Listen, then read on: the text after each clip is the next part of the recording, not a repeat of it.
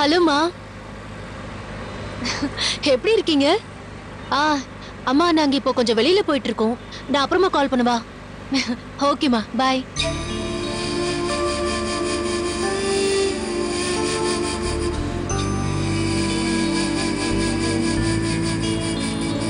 அவத்திகா, எனக்கு என்னமோ கொஞ்சம் பயமா இருக்குமா. எதுக்கு வீணா தேவையில்லாம வம்ப விலை கொடுத்து வாங்கணும்? ஏன் அங்கிள் அப்படி சொல்றீங்க? இல்ல, வண்டி நீ ஒன்னும் வேணும்னு மோதல இல்ல, தெரியாம தான் இடிச்ச. மனசால அதுக்கு வருத்தப்படவும் செஞ்ச. அதுக்கு நாங்க 2 பேரும் போய் வேண்டியதை செஞ்சுட்டு வந்துட்டோமே.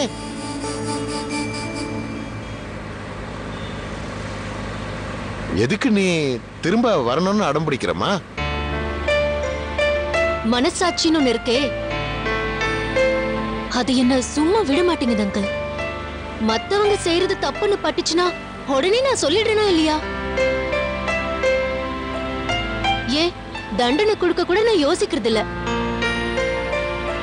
யாரு என்ன நான் பாத்துட்டு இருக்க, மூஞ்சில அடிச்ச மாதிரி பேசுறேன். அது என்னோட நேச்சர் அங்கிள்.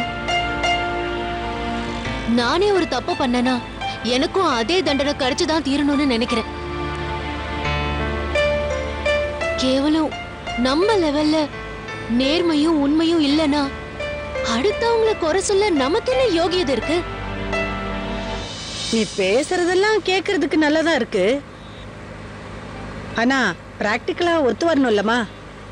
அப்படி நினைக்காதீங்க ஆண்டி. எல்லாரும் மாதிரி நாமளும் இருக்கணும்னு நினைக்கிறது சரிதான். ஆனா எல்லாரும் செய்யற தப்ப நாமளும் செஞ்சா என்னன்னு நினைக்க கூடாது.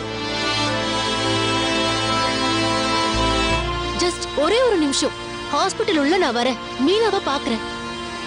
மோதனது நான் தானு மன்னிச்சுடுன்னு கேக்குறேன். அவ ஒத்துக்கிட்டானா ஓகே. கத்தி கலாட்டா பண்ணாலும் அதுக்கும் எனக்கு ஓகே தான். என்ன தண்டனைனாலும் ரெடிங்கிற மைண்ட் செட்டுக்கு நான் வந்ததுக்கு அப்புறம் மனசுல ஒரு பயம் இருக்காது ஆண்டி.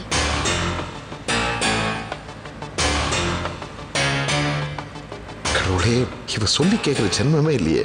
மீனாவோட சொந்தக்காரங்க யாராவது பார்த்தாங்கன்னா வேற வணியே வேண்டாம். இந்த பிரச்சனையை எப்படி தீர்க்க போறேன்னு தெரியலையே.